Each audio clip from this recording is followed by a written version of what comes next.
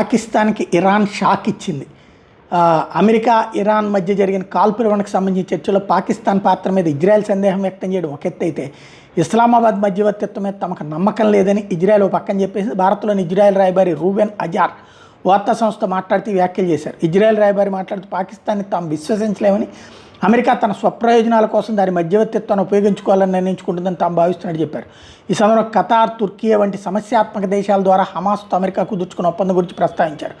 ఇరాన్లో తాము అనుకున్న లక్ష్యాలు సాధించేందుకు దుబాయ్ అమెరికా సమన్వయంతో ముందుకు సాగడం తమకు చాలా ముఖ్యమన్నారు. ఇక అమెరికా ఇరాన్ మధ్య కుదిరిన తాత్కాలిక కాల్పుల విరమణకి మద్దతు తెలుపుతున్నట్టు చెప్పారు. అయితే లెబనాన్ మీద మాత్రం తమ సైనిక చర్యలు కొనసాగుతాయని చెప్పారు. ఇరాన్ మీద జరిపిన ఆపరేషన్కి లెబనాన్కి ఎట్లాంటి సంబంధం లేదన్నారు. దక్షిణ లెబనాన్ ప్రాంతం నుంచి హిజ్బుల్లా మౌలిక సదుపాయాలను పూర్తిగా నిర్మూలించి తీరతామని ప్రకటించారు.